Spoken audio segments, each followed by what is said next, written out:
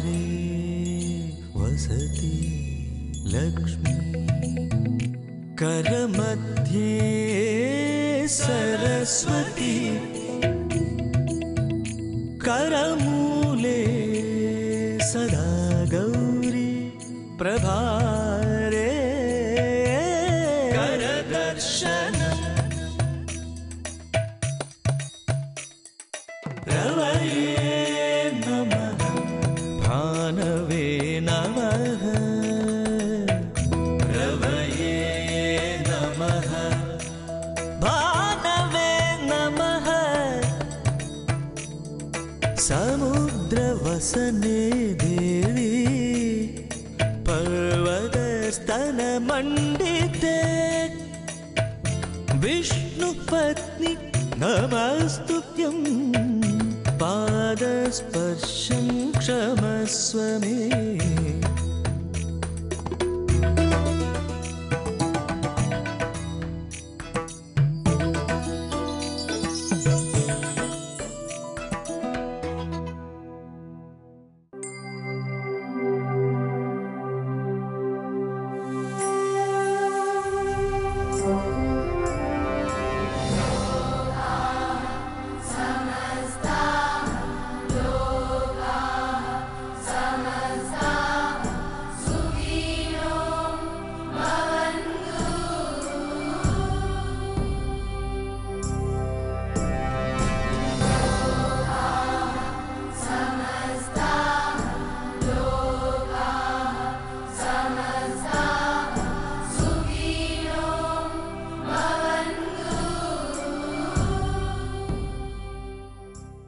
വിഷുവിനോടടുക്കുവാൻ, വിഷുവിനെ കണികണ്ടുണരുവാൻ ഇനി അധിക നാളില്ല.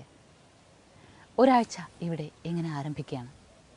ഇന്ന് പ്രകൃതിയെ അറിഞ്ഞുകൊണ്ട് ഒരു വിഷുക്കാലത്തെ വരവേൽക്കുവാൻ മനസ്സുകൊണ്ട് തയ്യാറായിക്കൊണ്ട് മലയാളി ഭാവത്തിൻ്റെ ശ്രേഷ്ഠത എപ്പോഴും മനസ്സിലാക്കിക്കൊണ്ട് നാം നിൽക്കുന്നത് ഒരു പൂവണത്തിൻ്റെ ചുവട്ടിലാണ്. ഒരു പൂവണ വൃക്ഷത്തിനെ അന്വേഷിച്ച് ആ വൃക്ഷത്തിനുമായി ബന്ധപ്പെട്ട് നിൽക്കുന്ന ക്ഷേത്രസങ്കല്പങ്ങളെ അന്വേഷിച്ചുള്ള യാത്രയാണ് നാം നടത്തുന്നത്. അതിന് ഒരു വശത്തൊഴുകുന്ന ഒരു കൈത്തോടും മറുവശത്ത് ഒരു കൃഷിപ്പാടവും പണ്ടുകാലത്തിൻ്റെ വയലിൻ്റെ ഗതകാല സ്മരണകൾ സൂക്ഷിക്കുന്ന നിലവും ഒക്കെ കടന്നു പോകേണ്ടതുണ്ട് നമുക്ക്. മരവും പുഴയും ഒക്കെ കാവലാളാകുന്ന ഒരു വേനൽക്കാലത്തിൻ്റെ പ്രഭാതത്തെ വരവേൽക്കുമ്പോൾ ഇതെല്ലാം ഗതകാല സ്മൃതികളിലേക്ക്, അതായത് കഴിഞ്ഞുപോയൊരു കാലത്തിൻ്റെ നഷ്ടബോധങ്ങളിലേക്ക് തന്നെയാണ് നമ്മെ കൂട്ടിക്കൊണ്ടു പോകുന്നത്. പക്ഷേ കഴിഞ്ഞുപോയൊരു കാലത്തിൻ്റെ മഹാത്മ്യം മാത്രം പറഞ്ഞിരുന്നാൽ മതിയാകുമോ? നാളെ വരുന്ന കാലത്തിനെ വരവേൽക്കുവാൻ, നാളെ വരുന്ന തലമുറയ്ക്ക് മണ്ണിനെയും മരത്തിനെയും ഒക്കെ അറിയുവാൻ വേണ്ടുന്നത് ചെയ്യണ്ടേ, പ്രവർത്തിക്കണ്ടേ? എല്ലാ കാലങ്ങളും ഈ ഒരു സൂചനയാണ് നമുക്ക് നൽകിക്കൊണ്ടിരിക്കുന്നത്. ഈ വിഷുക്കാലവും അതിൽ നിന്ന് വ്യത്യസ്തമല്ലാത്ത ഭാവങ്ങളെ നമ്മിലേക്ക് എത്തിക്കുന്നു. തീർച്ചയായും നാം ഒത്തുചേർന്ന് നിൽക്കേണ്ടതുണ്ട്. ആ പഴയ ഭാവങ്ങളെ അറിയേണ്ടതുണ്ട്. ആ പഴയ ഭാവങ്ങളുടെ സാന്നിധ്യത്തെ പുതിയ കാലത്തിലേക്ക് കുടിയിരുത്തേണ്ടതുണ്ട്. ഈ ദിവസത്തിൻ്റെ കാഴ്ചകൾ ആരംഭിക്കാം. ആദ്യം അമ്മയുടെ വാക്ക്.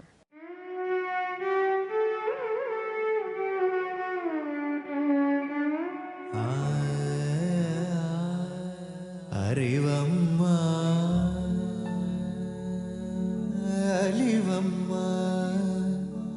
അമൃതമ്മ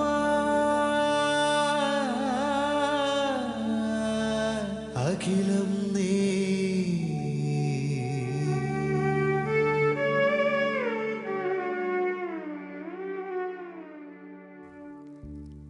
കാലിൽ മുള്ളുകൊണ്ടാൽ ഇരുന്ന് കരഞ്ഞതുകൊണ്ട് കാര്യമില്ല.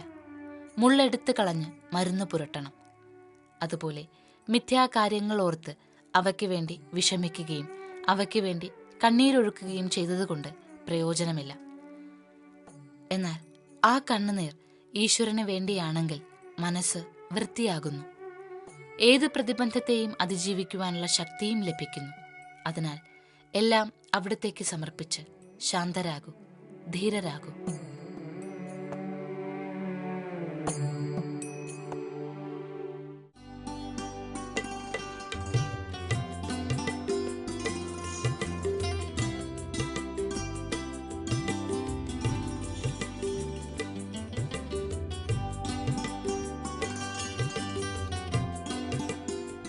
മരവും പുഴയും മലയുമൊക്കെ അനുഗ്രഹമാകുന്നതിനെക്കുറിച്ച് പറഞ്ഞുകൊണ്ടാണ് ഈ ദിവസം നാം കാഴ്ചകൾ ആരംഭിച്ചത്. ഇപ്പോഴിതാ മനോഹരമായ ഒരു ഗ്രാമ സൗന്ദര്യത്തിലേക്ക് നാം എത്തുകയാണ്. ഈ പ്രദേശത്തെക്കുറിച്ച് പറയുന്നതിന് മുമ്പ് ഇപ്പോഴിവിടെ കാണുന്ന സൗന്ദര്യത്തെക്കുറിച്ച് പറയണം. അതായത് മുൻപ് കാലത്ത് ഒഴുകിയിരുന്നൊരു കൈത്തോട് ഇന്നും ഇവിടെ ബാക്കിയാണ്. ഗ്രാമങ്ങളിൽ മാത്രം കാണാറുള്ള മനോഹരമായ കൃഷിയിടങ്ങളിലൂടെ ഒഴുകുന്ന കൈത്തോടുണ്ടല്ലോ, ആ കൈത്തോടാണ് ഇവിടെ കാണാനാകുന്നത്. ആ കൈത്തോടിൻ്റെ കരയിൽ ഈ നിൽക്കുന്ന വൃക്ഷമാണ് പൂവണം. പൂവണം എന്നാൽ നമുക്കറിയാം, ചില വൃക്ഷങ്ങളിൽ ദൈവസാന്നിധ്യങ്ങൾ എപ്പോഴും ഉണ്ട് എന്നാണ്. അത്തി, ഇത്തി, അരയാൽ, പേരാൽ, പൂവണം. അതിൽ പൂവണം ദേവസാന്നിധ്യമായി, ദേവീ സാന്നിധ്യമായി നിൽക്കുകയാണ് ഇവിടെ. പൂവണം നിൽക്കുന്നതിന് നേരെ മുന്നിലൂടെയുള്ള വഴി മുൻപ് കാലത്തെ വയലായിരുന്നു എന്ന് മനസ്സിലാക്കും. ഇന്നും ചില കൃഷിപ്പാടങ്ങളും കൃഷിയിടങ്ങളും ഒക്കെ ഉണ്ട് ഇവിടെ ബാക്കി. ഇങ്ങനെ നടന്നു പോകുമ്പോൾ ഈ സ്ഥലത്തെക്കുറിച്ച് നമുക്ക് പറയാം. നാം നിൽക്കുന്നത് യഥാർത്ഥത്തിൽ തിരുവനന്തപുരത്താണ്. തിരുവനന്തപുരത്ത് എന്ന് പറയുമ്പോൾ പെട്ടെന്ന് എല്ലാവരും, തിരുവനന്തപുരത്ത് വസിക്കുന്നവർ പോലും പെട്ടെന്ന് അത്ഭുതപ്പെടും, തിരുവനന്തപുരത്ത് ഇങ്ങനെ ഗ്രാമസൗന്ദര്യമുള്ളൊരു പ്രദേശമോ എന്ന്. തിരുവനന്തപുരത്ത് ബൈപ്പാസിലൂടെ നാം യാത്ര ചെയ്ത് വരുമ്പോൾ കഴക്കൂട്ടം കഴിഞ്ഞിട്ട് പിന്നീട് വലത്തേക്ക് തിരിയുമ്പോൾ പോത്തൻകോടേക്ക് പോകുന്നൊരു മാർഗ്ഗമുണ്ട്. ഈ മാർഗ്ഗം കുറേ ദൂരം വരുമ്പോഴേക്കും വെട്ട് റോഡ് എന്നൊരു പ്രദേശത്തേക്ക് എത്തും. വെട്ട് റോഡ് കഴിഞ്ഞാൽ പിന്നീട് ചന്തവിള എന്നൊരു പ്രദേശമുണ്ട്. ചന്തവിള കഴിഞ്ഞ് മുന്നിലേക്ക് വരുമ്പോൾ നമുക്ക് ക്ഷേത്രത്തിൻ്റെ, അതായത് പുന്നാട്ട് ഭഗവതി ക്ഷേത്രം എന്നൊരു വലിയ ബോർഡ് കാണുവാനാകും. പുന്നാട്ട് തമ്പുരാൻ ദേവീ ക്ഷേത്രം എന്നാണ് അതറിയപ്പെടുന്നത്. ആ വഴിയിലൂടെ അകത്തേക്ക് വന്നാലാണ് ഈ ഗ്രാമപ്രദേശത്തേക്ക് എത്തുവാനാകുന്നത്. ഇപ്പോൾ ഏകദേശം മനസ്സിലായി കാണും, നാം പോകുന്നത് പുന്നാട്ട് ദേവീ ക്ഷേത്രം അല്ലെങ്കിൽ പുന്നാട്ട് തമ്പുരാൻ ക്ഷേത്രം എന്നറിയുന്ന രണ്ട് മൂർത്തികളും ഇരിക്കുന്നൊരു ക്ഷേത്രഭൂമിയിലേക്കാണ്. ആ ക്ഷേത്രഭൂമിയിലേക്ക് നമ്മെ നയിക്കുന്ന വഴികൾ ഇതാണ്. ഈ വഴികൾ മാത്രമല്ല, ഈ വഴികളും ഇവിടുത്തെ ഗ്രാമവും തന്നെയാണ് ആ ക്ഷേത്രത്തിൻ്റെ ചൈതന്യമായി മാറുന്നത്.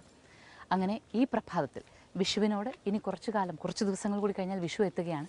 അപ്പോൾ വിഷുവിനോട് ചേർന്ന് നിൽക്കുന്ന ഈ പ്രഭാതത്തിൽ നാം ഇങ്ങനെ ഗ്രാമക്കാഴ്ചകൾ കാണുകയാണ്. ഗ്രാമസങ്കല്പങ്ങൾ തന്നെയാണ് ഇന്നത്തെ ദിവസം മുഴുവനും അറിയാനാകുന്നത് എന്നും ഉറപ്പിക്കാം.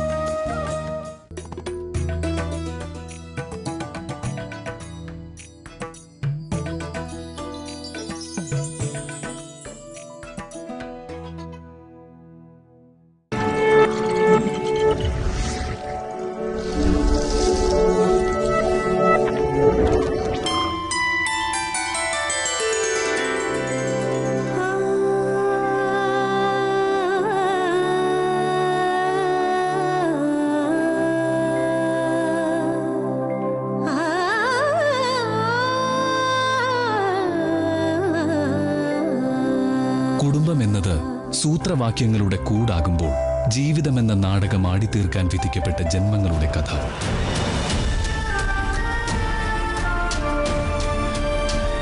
ഇല്ല, ഞാൻ സമ്മതിക്കില്ല. എന്നെ കൊന്നാലും ഞാൻ സമ്മതിക്കില്ല. ഇന്നു രാത്രി 7:30 നിലാവും നക്ഷത്രങ്ങളും.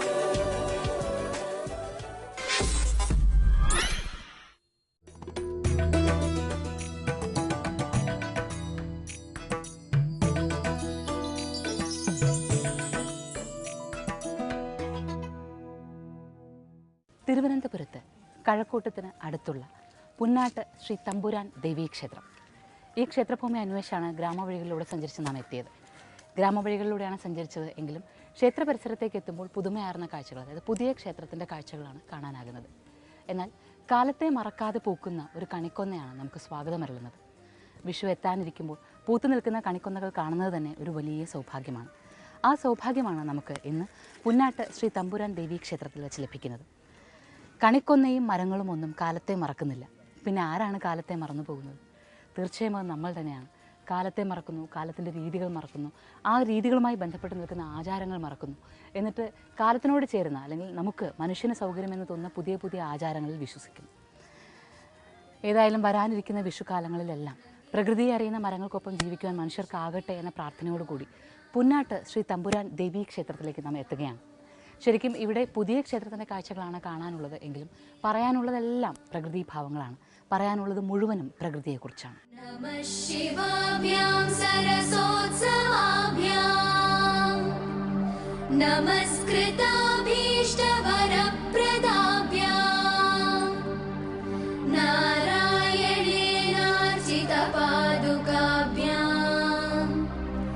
നമോ നമഃ ശങ്കര പാർവതീഭ്യാം. നാം എത്തിയ ക്ഷേത്രത്തിലെ പ്രകൃതി ഭാവങ്ങളെക്കുറിച്ച്, പ്രകൃതിയുമായി ചേർന്ന് നിൽക്കുന്ന വിശ്വാസങ്ങളെക്കുറിച്ച് പറയുന്നതിന് മുൻപ് ഇന്നത്തെ ക്ഷേത്ര കാഴ്ചകൾ തീർച്ചയായും കണ്ടിരിക്കണം. ഈ കാഴ്ചകളെക്കുറിച്ച് പറയുമ്പോൾ വലിയ പ്രാധാന്യത്തോടുകൂടി ഏറ്റവും പ്രത്യേകതയോടുകൂടി പറയേണ്ടുന്നൊരു കാര്യം, ഇവിടെ നടരാജ വിഗ്രഹം പ്രതിഷ്ഠിച്ചിട്ടുള്ള ശിവക്ഷേത്രമാണ് ഉള്ളത്. നടരാജ ഭാവത്തിൽ വിഗ്രഹപ്രതിഷ്ഠ നടത്തിയിട്ടുള്ള ശിവക്ഷേത്രം, അതായത് വിഗ്രഹം തന്നെയാണ് നാം കാണുന്നത്. നടരാജമൂർത്തിയുടെ വിഗ്രഹം തന്നെ ഈ ക്ഷേത്രത്തിൽ കാണാനാകും. ഇതൊരു അപൂർവതയാണ്. പൊതുവിൽ തന്നെ നടരാജമൂർത്തി വിഗ്രഹഭാവമുള്ള ക്ഷേത്രങ്ങൾ വളരെ കുറവാണ്. അതിൽ നമ്മുടെ കേരളത്തിലെ തിരുവനന്തപുരത്ത് ഇങ്ങനൊരു ക്ഷേത്രമുണ്ട് എന്ന് പറയുന്നത് ഒരു കാലത്ത് വളരെ ഖ്യാതി ഉണ്ടായിരുന്ന ക്ഷേത്രമാണ്. പക്ഷേ ഇന്ന് അത്രയേറെ ഖ്യാതിയിലല്ലാതെ ഇരിക്കുന്നു എങ്കിൽ പോലും നടരാജ വിഗ്രഹഭാവത്തെ ദർശിക്കുവാനാകുന്നു എന്ന മഹാസൗഭാഗ്യം ഈ ക്ഷേത്രം പ്രദാനം ചെയ്യുന്നുണ്ട്. ശംഭോ മഹാദേവ ദേവ ശിവ ശംഭോ മഹാദേവ ദേവേശ ശംഭോ ശംഭോ മഹാദേവ ദേവ ശിവ ശംഭോ മഹാദേവ ദേവേശ ശംഭോ ശംഭോ മഹാദേവ ദേവ. നടരാജമൂർത്തിയായി മഹാദേവൻ സാന്നിധ്യമാകുന്ന പുന്നാട്ട് ശ്രീ തമ്പുരാൻ ക്ഷേത്രഭൂമിയിൽ എത്തിയ നാം ഈ ക്ഷേത്രവിശ്വാസങ്ങളെക്കുറിച്ച് പറയുമ്പോൾ ആദ്യം മനസ്സിലാക്കേണ്ട ഒരു കാര്യമുണ്ട്. നടരാജഭാവത്തിൻ്റെ ചൈതന്യം പ്രപഞ്ചത്തെ മുഴുവനും നിയന്ത്രിക്കുന്ന ആ താണ്ഡവ നൃത്തമാണ് നടരാജ നൃത്തം. ആ നൃത്തം ആടിയ ഭാവത്തിൽ മഹാദേവൻ നടരാജനായി നിലകൊള്ളുകയാണ്. ആ നടരാജഭാവത്തെ ആരാധിക്കുന്ന ഭാരതത്തിലെ ഏറ്റവും പ്രസിദ്ധമായ ക്ഷേത്രം ചിദംബരം ക്ഷേത്രമാണ്. ചിദംബരം ക്ഷേത്രം എത്രത്തോളം പ്രാധാന്യമുള്ളതാണെന്ന് നമുക്കറിയാമല്ലോ. അപ്പോൾ അത്രത്തോളം തന്നെ പ്രാധാന്യം, അതായത് ചിദംബരം ക്ഷേത്രത്തിന് കൊടുക്കുന്ന പ്രാധാന്യത്തിൻ്റെ ഒരു പങ്ക് ഈ ക്ഷേത്രത്തിന് നൽകാനാകും. കാരണം ഇവിടെ നടരാജമൂർത്തി സാന്നിധ്യമാകുന്നു എന്നതുകൊണ്ട്. നടരാജമൂർത്തിയെ ദർശിച്ച് തൊഴുതു വന്നാൽ പിന്നീട് ഇരു ശ്രീകോവിലുകളിലായി നമുക്ക് ഗണപതിയെയും അയ്യപ്പനെയും കാണുവാനാകും. ഇരു രൂപങ്ങളും വിഗ്രഹരൂപങ്ങൾ തന്നെയാണ് കാണാനാകുന്നത്. വെള്ളിയിൽ ഗോളക ചാർത്തിയിട്ടുള്ള വിഗ്രഹരൂപങ്ങൾ. ഈ വിഗ്രഹരൂപങ്ങളെ പ്രാർത്ഥിച്ചുകൊണ്ട് ചിദംബരത്തെ നടരാജമൂർത്തിക്ക് തത്തുല്യമായ ഭാവത്തിൽ, അല്ലെങ്കിൽ ആ നടരാജ സങ്കല്പത്തിന് സമാനമായ ഭാവത്തിൽ നടരാജമൂർത്തി നിലകൊള്ളുന്ന പുന്നാട്ട് ക്ഷേത്രത്തെക്കുറിച്ച് പറയുമ്പോൾ മറ്റൊരു ക്ഷേത്രത്തെക്കുറിച്ച് കൂടി നാം ഓർക്കും. അതായത് തിരുനെൽവേലിയിലെ കരുവേലംകുളം ക്ഷേത്രം. അവിടെയും നടരാജഭാവത്തിലാണ് വിഗ്രഹപ്രതിഷ്ഠയുള്ളത്. കരുവേലംകുളം തിരുവിതാംകൂറിലെ, പഴയ തിരുവിതാംകൂറിലെ രാജവാഴ്ച ഉണ്ടായിരുന്ന കാലത്തെ അതിപ്രസിദ്ധമായ ക്ഷേത്രമാണ്. ഇന്നും കരുവേലംകുളവുമായി ബന്ധപ്പെട്ട് ചില പൂജകൾ, കരുവേലംകുളം പൂജ എന്നറിയപ്പെടുന്ന പൂജ പത്മനാഭസ്വാമി ക്ഷേത്രത്തിൽ നടത്താറുണ്ട്. അപ്പോൾ അത്രത്തോളം പ്രാധാന്യമുള്ളൊരു ക്ഷേത്രത്തെ ഓർമ്മിക്കുവാൻ കാരണമാവുകയാണ് പുന്നാട്ട് തമ്പുരാൻ ദേവി ക്ഷേത്രം.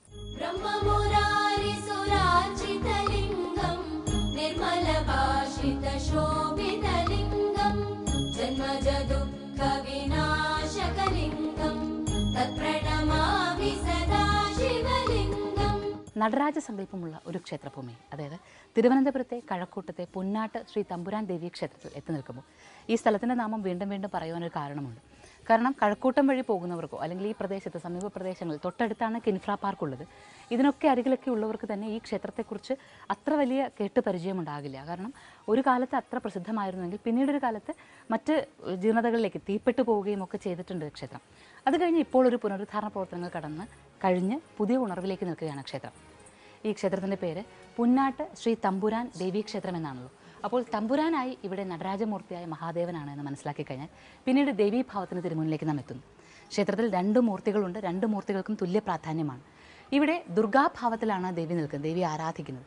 ദുർഗാഭാവത്തിൽ ദേവി ആരാധിക്കുന്നത് സാധാരണ ശിവക്ഷേത്രങ്ങളിൽ ഭദ്രകാളി സാന്നിധ്യമാണ് ഉണ്ടാകുന്നത്, നമുക്കറിയാമല്ലോ. ഇവിടെ ദുർഗാഭാവത്തിൽ ദേവി ആരാധിക്കുന്നുണ്ട് എങ്കിൽ പോലും വർഷത്തിൽ ഉത്സവകാലത്തെല്ലാം ദേവി ഭദ്രാസങ്കല്പത്തിലേക്ക് മാറുന്നു. ഭദ്രയായിട്ടാണ് ആരാധനകൾ. ഭദ്രകാളി ക്ഷേത്രങ്ങളിൽ ഉള്ളതുപോലെ തന്നെ പാട്ടും ഉത്സവങ്ങളും എല്ലാം ഇവിടെ നടത്താറുമുണ്ട്. അപ്പോൾ അങ്ങനൊരു വലിയ പ്രത്യേകത കൂടി നമുക്കറിയാം. ആദിപരാശക്തിയുടെ പല ഭാവങ്ങളാണ് ദേവീ രൂപങ്ങളായിരിക്കുന്നത്. ആ ദേവീ രൂപങ്ങളെല്ലാം ഒന്ന് തന്നെയാണ്. ആദിപരാശക്തിയുടെ പരമാർത്ഥമാണ് എല്ലാ ദേവീഭാവങ്ങളും. ഇവിടെ ഇതാ ദുർഗയായും ഭദ്രയായും എല്ലാ കാലത്തും, പ്രത്യേകിച്ച് കലിയുഗത്തിൻ്റെ പാപങ്ങളെ അകറ്റുവാനായി സംരക്ഷിത ഭാവത്തിൽ, അമ്മയുടെ ഭാവത്തിൽ, ശാന്തഭാവത്തിൽ ദേവി നിലകൊള്ളുകയാണ്. ഈ ക്ഷേത്രത്തിൻ്റെ വലിയൊരു പ്രത്യേകതയും അതുതന്നെയാണ്. ഇടതുപദം തൂക്കി നിൽക്കുന്ന നടരാജമൂർത്തിയാണ് ഇവിടെ ഉള്ളത്. ഇടതുപദം തൂക്കി നിൽക്കുമ്പോൾ ശാന്തഭാവത്തിൽ, നൃത്തഭാവത്തിൽ, കലയെല്ലാം പ്രോത്സാഹിപ്പിക്കുന്ന ഭാവത്തിലുള്ള നടരാജനാണ്. അങ്ങനെ നിൽക്കുന്ന നടരാജന് തൊട്ടരികിൽ ദുർഗാഭാവത്തിൽ, ശാന്തഭാവത്തിൽ, എന്നാൽ ഉത്സവകാലത്തിൽ ഭദ്രാഭാവത്തിൽ ദേവി നിലകൊള്ളുന്നു. ഇതുതന്നെയാണ് ഇവിടുത്തെ വലിയ പ്രത്യേകത. സർവഭൂതേഷു വിഷ്ണുമായേതി ശബ്ദിതാ നമസ്തസ്യൈ നമസ്തസ്യൈ നമസ്തസ്യൈ നമോ നമഃ.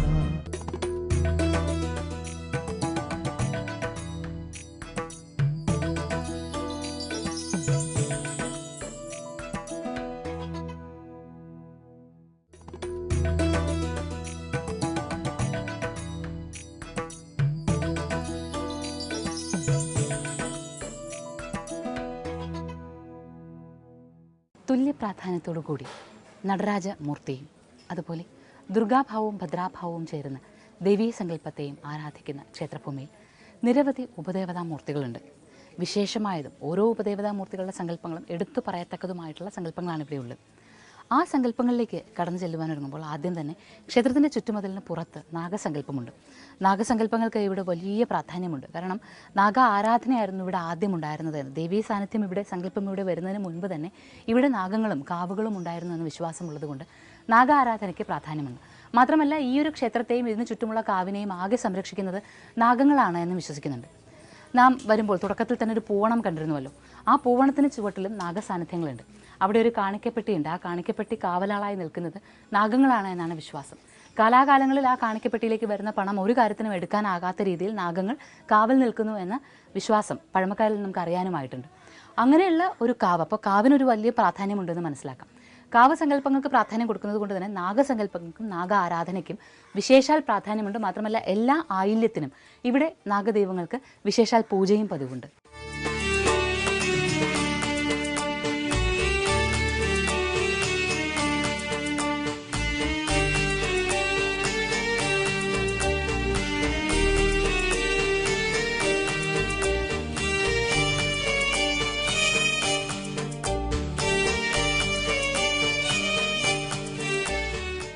നാഗസങ്കല്പങ്ങൾക്ക് പ്രാധാന്യമുള്ള പുന്നാട്ട് ശ്രീ തമ്പുരാൻ ദേവീക്ഷേത്രം. ഈ ക്ഷേത്രഭൂമിയുടെ വിശ്വാസങ്ങൾ പറയുമ്പോൾ ഇവിടുത്തെ വിശേഷാൽ ആയില്യം, പ്രധാന ആയില്യം വരുന്നത് വെട്ടിക്കോട് ആയില്യത്തിനോടൊപ്പമാണ്. അതായത് കന്യമാസിലെ ആയില്യത്തിലാണ്. തുലാമാസിലെ ആയില്യത്തിനും പ്രത്യേക പൂജകളുണ്ട്. എന്നാൽ അല്ലാതെ എല്ലാ ആയില്യം നാളിലും ആയില്യ പൂജകളും പതിവുണ്ട്. ഇവിടെ ഈ ക്ഷേത്രത്തിൻ്റെ മുഴുവൻ കാഴ്ചകൾ കാണുമ്പോൾ ഇതിൽ പ്രകൃതി ഭാവങ്ങൾ ഏറെയുണ്ടെന്ന് പറഞ്ഞല്ലോ. ആ പ്രകൃതി ഭാവങ്ങളെക്കുറിച്ച് പറയാനാണ് ഇനി നാം തുടങ്ങുന്നത്. ആ പ്രകൃതി ഭാവങ്ങളെക്കുറിച്ച് പറയുമ്പോൾ നാഗസങ്കല്പങ്ങൾക്ക് പ്രാധാന്യമുള്ള ക്ഷേത്രഭൂമിയിൽ തന്നെ പടർന്നു നിൽക്കുന്ന വളരെ മനോഹരമായി നിൽക്കുന്ന 2 നാഗഗന്ധി വൃക്ഷങ്ങൾ നമുക്ക് കാണാനുണ്ട്. ആ 2 നാഗഗന്ധി വൃക്ഷങ്ങളിൽ ഒന്ന് കാവിൻ്റെ തൊട്ടു പുറകിൽ തന്നെയാണുള്ളത്. ഈ വൃക്ഷങ്ങൾക്ക് അരികിലൂടെ നടന്ന് മുന്നിലേക്ക് വരുമ്പോൾ കാവിന് നേരെ പുറകിലായി ഇങ്ങനെ മുകളിലേക്ക് ഒരു വഴി കാണാം. ഇവിടെ നോക്കിയാൽ നമുക്ക് കാണാം അവിടെ മനോഹരമായൊരു കാവ്, വള്ളിപ്പടർപ്പുകളും ഒക്കെ ആയിട്ടൊരു കാവുണ്ട്. ഇവിടെ അതിവിശേഷാൽ ചില സങ്കല്പങ്ങളുണ്ട്. അവിടെ നിധി കാക്കുന്ന ഭൂതത്താൻ്റെ വാസസ്ഥാനമാണെന്നാണ് വിശ്വസിക്കുന്നത്. നിധി കാക്കുന്ന ഭൂതത്താൻ അവിടെയുണ്ട്. അതായത് മഹാദേവ സാന്നിധ്യം തന്നെയാണ് ഭൂതത്താരെന്ന് വിശേഷിപ്പിക്കുന്നത്. അപ്പം നിധി കാക്കുന്ന ഭൂതത്താർ ഇവിടെ ഉണ്ട് എന്ന് പറയുമ്പോൾ സ്ത്രീകൾക്കാർക്കും അങ്ങോട്ട് പ്രവേശനമില്ല. മാത്രമല്ല വർഷത്തിലൊരിക്കൽ മാത്രം, പൂജയുടെ സമയത്ത് മാത്രമാണ് മറ്റുള്ളവരും അങ്ങോട്ടേക്ക് പ്രവേശിക്കാറ്. ഉത്സവകാലത്ത്, അതായത് കുംഭമാസത്തിലെ ഉത്തരത്തിലാണ് ഇവിടെ ഉത്സവം തുടങ്ങുന്നത്. അത് തുടങ്ങി 7ാം നാളാകുമ്പോൾ ഇവിടെ പൂപ്പട നടത്തും. ആ പൂപ്പട നടത്തുന്നത് നിധി കാക്കുന്ന ഭൂതത്താന് വേണ്ടിയിട്ടാണ് പൂപ്പട നടത്തുന്നത്. ആ പൂപ്പട നടത്തുന്ന പ്രദേശത്തേക്ക് അന്ന് മാത്രമാണ് എല്ലാവരും അവിടേക്ക് പ്രവേശിക്കാറൊക്കെ ഉള്ളത്. ഈ പൂപ്പടയ്ക്ക് വേണ്ടിയിട്ടുള്ള പ്രധാനം പറയുമ്പോൾ ഉത്സവത്തിൻ്റെ ഗുരുതിയുമായി ബന്ധപ്പെട്ട കാര്യങ്ങളുമൊക്കെ നമുക്ക് വിശേഷാൽ അറിയാനാകും. എന്നാൽ അതുപോലെ തന്നെ നിധി കാക്കുന്ന ഭൂതത്താർ എന്ന പേര് വരുമ്പോൾ അതിന് പിന്നിൽ അങ്ങനെ ഒരു സങ്കല്പം ഉണ്ടാകുമെന്ന് ഊഹിക്കാമല്ലോ. മുൻപ് കാലത്ത് അവിടെ നിധി സാന്നിധ്യങ്ങളുണ്ട്. നിധി പൊന്തി വരുന്നത് വരെ ഭക്തജനങ്ങൾ കണ്ടിട്ടുണ്ട്. പക്ഷേ ആ നിധി കൈക്കലാക്കാനുള്ള ശ്രമങ്ങൾ പരാജയപ്പെട്ടു പോവുകയാണ് ചെയ്തത്. ഒരിക്കലും കൈക്കലാക്കാനാവാത്ത രീതിയിൽ നിധി ഇപ്പോഴും അവിടെ സൂക്ഷിക്കപ്പെടുന്നുണ്ട് എന്നാണ് വിശ്വാസം. സത്യമാണത്. നിധി കാത്തു സൂക്ഷിക്കപ്പെടുന്നത് തന്നെയുണ്ട്. കാരണം ഇവിടെ നോക്കിയാൽ നമുക്ക് കാണാം, കത്തിജ്വലിച്ച് നിൽക്കുന്ന സൂര്യന് താഴെയാണ് നമ്മളിപ്പോൾ നിൽക്കുന്നത്. ചൂട് അത്രയ്ക്ക് കഠിനമായി നിൽക്കുന്ന അവസ്ഥ. എങ്കിൽ പോലും ഈ ഒരു പടവുകൾ കയറി മുകളിലേക്ക് ചെന്നാലുള്ള ഒരു സമാധാനവും ശാന്തിയും അതുതന്നെയാണ് വലിയ നിധി. അവിടെ പ്രകൃതിയാണ് സൂക്ഷിക്കുന്നത്. ആ പ്രകൃതിയാണ് നിധി. ആ പ്രകൃതിയെ കാത്തു സൂക്ഷിക്കുന്ന മഹാദേവൻ നിധി കാക്കുന്ന ഭൂതത്താരായിട്ട് ഇവിടെ നിൽക്കുകയാണ്. ആ നിധി മനുഷ്യനെ കൊണ്ട് കൈക്കലാക്കാൻ പറ്റില്ല. ഒരുപക്ഷെ കൈക്കലാക്കാവുന്ന നിധികളെല്ലാം പ്രകൃതിയും ഈശ്വരനും നമുക്ക് നൽകി തന്നു. ആ നൽകിയതെല്ലാം നാം ആ നിധിയെല്ലാം കൈക്കലാക്കി ആ സമ്പത്തിൽ അഹങ്കരിച്ച് സമ്പത്ത് ദൂർത്തടിച്ച് നശിപ്പിച്ചു കഴിഞ്ഞു. ഇങ്ങനെ കുറച്ച് നിധി കാക്കലുകൾ മാത്രമാണ് ബാക്കിയുള്ളത്. ആ ഭൂതത്താൻ സൂക്ഷിക്കുന്ന നിധി അവിടെ തന്നെ ഇരിക്കണം. വർഷത്തിലൊരിക്കൽ മാത്രം മനുഷ്യൻ അവിടെ പ്രവേശിച്ച് പൂപ്പട നടത്തി തിരിച്ചു പോകുന്നുള്ളൂ. പിന്നീട് അങ്ങോട്ടേക്ക് പ്രവേശിക്കാതിരിക്കുക. കാരണം എപ്പോഴും പ്രവേശിക്കാനുള്ള തോന്നലുകൾ ഉണ്ടായിക്കഴിഞ്ഞാൽ അവിടെ നിൽക്കുന്ന ആ വള്ളികളും മരങ്ങളും ഒക്കെ അവനവന സൗകര്യമായ രീതിയിൽ മാറ്റിമറിക്കണമെന്ന തോന്നൽ മനുഷ്യന് സ്വാഭാവികമായും ഉണ്ടായേക്കാം. അതുണ്ടാകാതിരിക്കാനാണ് പഴമക്കാർ അതിനെ നിധി കാക്കുന്ന കാവാക്കി മാറ്റിയിരിക്കുന്നത്. ഇന്നും വർഷത്തിലൊരിക്കൽ പൂപ്പട നടത്തി നിധി കാക്കുന്ന ഭൂതത്താർ ആ നിധി കാക്കുക തന്നെയാണ്. നിധി കാക്കുന്ന ആ ഭൂതത്താരനെ മനസ്സിലാക്കുവാനായ, ആ കാക്കുന്ന നിധി എന്ത് എന്ന് നമുക്ക് മനസ്സിലാക്കുവാനായ നമ്മളും സമ്പന്നരാകും. നിധി കാക്കുവാൻ നമുക്കും പ്രാപ്തിയുണ്ടാകും. അതിനു വേണ്ടിയിട്ടാകണം ഈ കാവ് ഇവിടെ സംരക്ഷിക്കപ്പെടുന്നത്. ഈ കാവിൻ്റെ ഈ പ്രത്യേകതകളും വിശ്വാസങ്ങളും ഒക്കെ പറയുമ്പോൾ അതിനോടൊപ്പം തന്നെ തീക്ഷ്ണഭാവത്തിൽ നിൽക്കുന്ന പ്രകൃതി എന്ന ശക്തിയെ, ആ പ്രകൃതി എന്ന ശക്തിയെ നിധിയായിട്ട് കാണുവാനും ആ നിധി കാക്കുന്ന ഭൂതത്താൻ ഈശ്വരനാണ് എന്ന് മനസ്സിലാക്കുവാനും നിധി കൈക്കലാക്കാൻ ശ്രമിക്കാതെ എന്നാൽ നിധി നൽകുന്ന നിധിയുണ്ട് എന്ന ആശ്വാസത്തിൻ്റെയും സന്തോഷത്തിൻ്റെയും സംരക്ഷണ കവചങ്ങളെ ആനന്ദിക്കുവാനും ആസ്വദിക്കുവാനും ശ്രമിക്കുന്ന കാലത്തെ മനുഷ്യൻ യഥാർത്ഥ മനുഷ്യനായി മാറുകയുള്ളൂ. അന്നേ ഈ പ്രകൃതിഭാവങ്ങളെല്ലാം വീണ്ടും അവനിൽ അനുഗ്രഹം ചൊരിയാൻ തുടങ്ങുകയുള്ളൂ. നാഗരാജ ശരണം മമ ഹൃദയേ ദേഹരക്ഷായ മമ ഹൃദയേ ഭണീന്ദ്രായ നമ മമ ഹൃദയേ ഭക്തരക്ഷിതായ നമ മമ ഹൃദയേ ലോകരക്ഷായ നമഃ ഭൂലോകവാസിതായ നമഃ. നിധി കാക്കുന്ന ഭൂതത്താർ വസിക്കുന്ന കാവിനുള്ളിലെ ഉത്സവത്തെക്കുറിച്ച് പറഞ്ഞുവല്ലോ. അപ്പോൾ തന്നെ നമുക്ക് മനസ്സിലായി ഇവിടുത്തെ ഉത്സവത്തിന് വലിയ പ്രാധാന്യമുണ്ട് എന്ന്. ശരിക്കും പുന്നാട്ട് ശ്രീ തമ്പുരാൻ ദേവി ക്ഷേത്രത്തിൻ്റെ ഉത്സവം കാലാകാലങ്ങളിൽ അതിൻ്റെ പതിവുകൾ തെറ്റാതെ അങ്ങനെ തന്നെ നടത്തിപ്പോരുന്നതാണ്. 7 ദിവസത്തെ ഉത്സവമാണെന്ന് പറഞ്ഞുവല്ലോ. കുംഭമാസത്തിലെ ഉത്രത്തിൽ അത് ആരംഭിക്കുന്നു. ഇപ്പോൾ നമ്മോടൊപ്പം ഉള്ളത് ക്ഷേത്രത്തിൻ്റെ കമ്മിറ്റിയാണ്. ക്ഷേത്രം ഒരു ട്രസ്റ്റ് രൂപീകരിച്ച് ആ ട്രസ്റ്റാണ് ഇന്ന് ക്ഷേത്രത്തിൻ്റെ കാര്യങ്ങൾ നടത്തുന്നത്. അപ്പോൾ അവരിൽ നിന്ന് ചോദിച്ച് നമുക്ക് ഉത്സവത്തിൻ്റെ കാര്യങ്ങൾ മനസ്സിലാക്കിയെടുക്കാനാകും. നമസ്കാരം. ഇപ്പോൾ ഉത്സവം ഇതൊരു വളരെ പുരാതനമായ ക്ഷേത്രമാണ്, ഒരുപാട് വർഷം പഴക്കമുള്ള ക്ഷേത്രമാണ്. പിന്നീട് ജീർണോദ്ധാരണ പ്രവർത്തനങ്ങൾ നടത്തിയിട്ട് ഒരു 1980 കാലഘട്ടങ്ങളിലാണ് ഇപ്പോൾ ഈ കാണുന്ന രീതിയിലേക്ക് വരുന്നത്.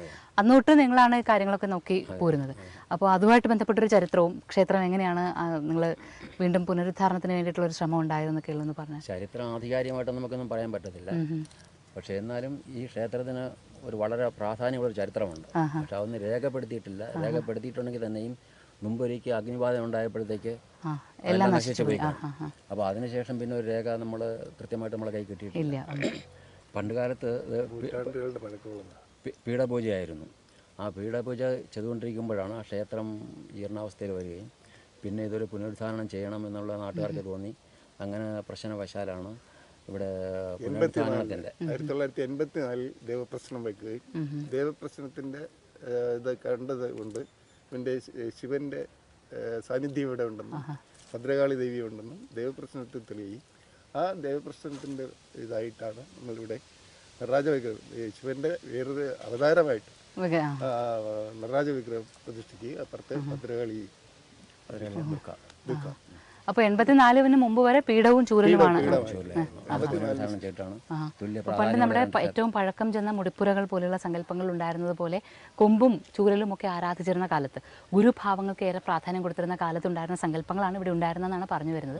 പീഠവും ചൂരലും പിന്നീടാണ് 1984 ക്ഷേത്ര പുനരുദ്ധാരണ പ്രവർത്തനം നടത്തിയപ്പോഴാണ് ഇന്ന് കാണുന്ന രീതിയിൽ വിഗ്രഹങ്ങൾ ഉണ്ടായി വന്നത്. ഞങ്ങൾ പറഞ്ഞു കേട്ടിട്ടുള്ളതെന്ന് പറഞ്ഞാൽ മൺചുവരുകളിൽ മേളിൽ ഓലമേഞ്ഞ ഒരു അമ്പലമായിട്ടാണ് പണ്ട് ഉണ്ടായിരുന്നത്. അത് നമ്മൾ പറഞ്ഞു കേട്ടിട്ടുണ്ട്. നൂറ്റാണ്ടുകളുടെ പഴക്കമുള്ള ഇപ്പോൾ ഒരു 7 ദിവസത്തെ ഉത്സവമാണെന്നല്ലേ പറഞ്ഞത്. അപ്പൊ ഇത് ഈ കാവിൽ നടക്കുന്നത് എന്താണ് പ്രധാനമായിട്ടും? ഇവിടെ നടക്കുന്നത് ഭൂതത്താൻ കാവാണ്. അത് നമ്മുടെ ഈ കുംഭമാസത്തിലെ ഉത്തരത്തിന് തുടങ്ങിയിട്ട് 7 ദിവസം 7ന്റെ അന്ന് രാത്രി 12 മണിക്ക് ശേഷം ഭൂതത്താൻ കാവില് പൂപ്പട എടുക്കുന്നു. നേരത്തെ പറഞ്ഞതുപോലെ തന്നെ ഈ നിധി കാക്കുന്ന ഭൂതമായി സങ്കല്പിച്ച് ആണ് അവിടെ ഈ രാത്രി 12 മണിക്ക് ശേഷം ഈ പുറത്തുള്ള എല്ലാ കുരിശികളും കഴിഞ്ഞതിന് ശേഷം അവസാനം ആണ് ഇവിടെ അനുഗ്രഹിച്ച് പൂപ്പട വാരുമായിരുന്നു.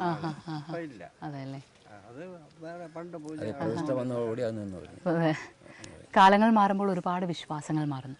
പക്ഷേ പൂപ്പട എന്ന സങ്കല്പത്തിൽ നമുക്ക് അറിയാനാകും പൂകൊണ്ട് ഭഗവാന് രൂപം പടച്ച് അതിൽ പ്രകൃതിഭാവങ്ങളെ കുടിയിരുത്തിയാണ് നാം പണ്ട് ആരാധിച്ചിരുന്നത്.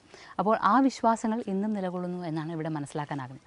ഭൂതത്താൻ കാവിലെ ഉത്സവങ്ങൾ, ആ ഭൂതത്താൻ കാവിലെ എന്നല്ല സകല കാവുകളിലെയും ഉത്സവങ്ങൾ എല്ലാ കാലങ്ങളിലും എങ്ങനെ ആചരിച്ചിരുന്നുവോ അതുപോലെ ആചരിച്ചു വരുമ്പോൾ അതിൽ നിന്ന് കാലങ്ങളുടേതായ മാറ്റങ്ങൾ വരണം, നന്മയുള്ള മാറ്റങ്ങൾ വരണം തീർച്ചയായും. കാരണം മുൻപ് കാലത്ത് മിക്കവാറും കാവുകളിലൊക്കെ മൃഗബലി പതിവുണ്ടായിരുന്നു. പക്ഷേ പിന്നീട് ആ മൃഗബലി ഇല്ലാതെയാവുകയും അതായത് അതിൻ്റെ ആവശ്യമില്ല എന്നും പകരം കുമ്പളങ്ങയും നാളികേരവും കൂട്ടി കുരുതി അർപ്പിച്ചാൽ മതിയാകുമെന്നുള്ള തീരുമാനവും ഒക്കെ തീർച്ചയായും സ്വാഗതാർഹമാണ്.